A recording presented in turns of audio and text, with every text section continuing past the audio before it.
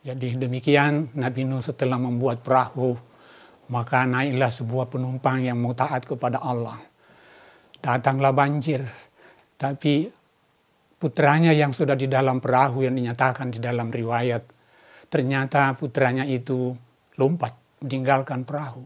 Lalu Nabi Nuh karena kasih sayang kepada anaknya, dia berteriak. Apa teriakan Nabi Nuh itu diabadikan Allah di dalam Al-Quran, yaitu ya bunayyarkam ma'ana wala takum ma'al kafirun. Wahai anakku, buah hatiku, cahaya mataku, kekasihku, janganlah engkau bersama dengan orang kafir. Tapi ini adegan yang dinampakkan oleh Allah melalui keturunannya Nabi Nuh ternyata tidak menunjukkan ketaatan kepada orang tuanya. Maka tenggelamlah putra Nabi Nuh itu. Itu akibat dari ketidaktaatan kepada orang tuanya dan akibat ketidaktaatan kepada Tuhannya. Demikianlah riwayat ini menjadi pembelajaran bagi kita. Dan beberapa lagi yang lainnya. Kita bisa melihat bagaimana riwayat Nabi Ibrahim. Bagaimana Nabi Ibrahim. Pada waktu itu Nabi Ibrahim juga itu mendakwakan agama. Mendakwakan kalimat la ilaha illallah. Bagaimana supaya umatnya itu bisa taat. Bagaimana umatnya itu bisa taat kepada Allah dengan kalimat la ilaha illallah. Tetapi ternyata tidak segampang itu, tidak semudah itu. Umatnya hanya membangkang. Akhirnya pada waktunya Nabi Nuh harus dibakar. Jadi kalau kita ringkaskan itu dia punya riwayat. Sampailah kepada adegan pada kejadian di mana Nabi Ibrahim akan dibakar. Dalam Al-Quran diriwayatkan ketika Nabi Ibrahim itu mau dibakar, api sudah dinyalakan dari jarak jauh, Nabi Ibrahim itu akan dicampakkan menuju nyala api. Pada jarak yang berjauhan karena api yang menyala ini suhunya sangat tinggi. Sehingga harus menggunakan dalam sejarah, dalam riwayat disebutkan itu Nabi Ibrahim itu dicampakkan dengan menggunakan ketapel. Ketika Nabi Ibrahim dicampakkan menuju kobaran api, dalam perjalanannya di udara itu dicampakkan itu, maka banyaklah penawaran-penawaran untuk diberikan keselamatan. Dalam riwayat disebutkan, malaikat menawarkan jasa baiknya kepada Nabi Ibrahim. Nabi Ibrahim, kau tahu di sana api menyala, kalau kau tiba di sana kau hangus. Maukah engkau saya tolong? Maukah engkau saya bantu? Tapi apa kata Nabi Ibrahim? Karena Nabi Ibrahim menunjukkan bagaimana imannya, bagaimana ketaatannya kepada Allah. Sehingga ia hanya menjawab, bukan engkau yang kuharapkan bantuannya, tapi itu cukuplah Tuhanku. Pernyataan Nabi Ibrahim diabadikan Allah di dalam Al-Quran dengan kalimat, hasbunallahu wa ni'mal wakil.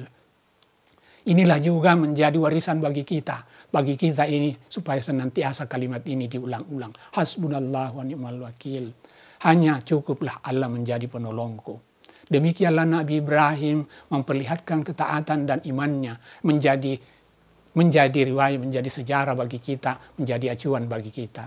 Selanjutnya, bukan hanya itu ujian yang dilakukan oleh Nabi Ibrahim, yang diikuti oleh Nabi Ibrahim. Masih banyak lagi. Bagaimana Nabi Ibrahim itu ketika itu dibuat dia bermimpi menyembelih anaknya. Ketika bermimpi untuk menyembelih anaknya, lalu dia melakukan musyawarah bersama dengan anaknya menyampaikan mimpinya. Ini juga merupakan satu pedoman, satu contoh bagaimana anak mengikuti taat kepada orang tua dan taat kepada Allah. Ketika Nabi Ismail disampaikan mimpinya oleh Nabi Ibrahim, apa jawab Nabi Ibrahim? Ya Allah, kalau itu perintah Allah, maka engkau akan menemui saya dalam salah seorang di antara kita yang sabar. Nabi Ismail menerima. Nabi Ibrahim akan melakukan. Dia taati perintah Allah tanpa janji. Jadi Allah memberikan perintah kepada nabinya tanpa janji, tapi ditaati. Ketika Nabi Ibrahim akan menyembelih anaknya, ternyata yang disembelih bukan Nabi Ismail, ternyata digantikan di dalam sejarah disebutkan digantikan dengan korban. Dan itulah menjadi sejarah, riwayat dan tuntunan bagaimana melaksanakan itu Idul Korban. Itu riwayat Nabi Ibrahim yang menceritakan bagaimana wujud ketaatan dan keimanan seorang hamba. Dan semoga kita juga diberikan keimanan dan ketaatan seperti itu. Masih banyak lagi yang lain. Kita bisa melihat bagaimana Nabi Musa. Ketika Nabi Musa itu berhadapan dengan Fir'aun. Kalau kita mau telusuri bagaimana riwayat Nabi Ibrahim, mulai dari lahirnya sampai diangkat jadi nabi, pelan-pelan kita bisa melihat. Ketika Nabi Ibrahim lahir, pada waktu itu di masanya berjaya kaum Fir'aun, Raja Fir'aun. Hari-hari Fir'aun itu melakukan musyawarah dengan ahli sihirnya, ujungnya bertanya, sudah adakah orang yang bisa menyaingi saya? Tapi berkali-kali juga selalu dijawab, sampai hari ini belum ada.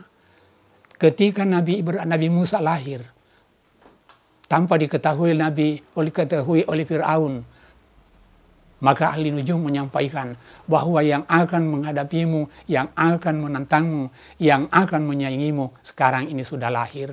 Dengan demikian, maka Fir'aun mengeluarkan perintah kepada umatnya, kepada kaumnya, supaya dilakukan pembersihan. Semua anak yang lahir itu harus dibunuh. Maka pembersihan bayi yang baru lahir itu dilakukan. Bagaimana keadaan ibu daripada Nabi Musa pada waktu itu? Di Al-Quran digambarkan, di dalam Al-Quran disebutkan, Auzubillahi minasyaitonirrajim, Bismillahirrahmanirrahim. Wa auhayna ila ummi Musa an ardi'i wa idza hifti alaihi falqi fil yammi wa la tahafi wa la tazani inna rudduhu ilaiki wa jailuhu minal mursalin. Artinya, telah ku ilhamkan kepada Ummi Musa bagaimana Nabi Ummi Musa ini bisa menyusui anaknya, ataukah kalau dia mengkhawatirkan keselamatan anaknya, maka Nabi Musa bisa dibuang ke sungai. Dua pilihan ini ditawarkan Allah kepada Ummi Musa. Disusui berbahaya karena nanti akan didapatkan oleh kaumnya Nabi Musa, anak Fir'aun. Dibuang ke sungai juga lebih berbahaya. Anak-anak yang harus dibuang ke sungai, sedangkan orang tua bisa celaka, apalagi kalau anak-anak. Tapi itu adalah anjuran Allah, pilihan Allah. Dua opsi yang diberikan Allah kepada Nabi Musa.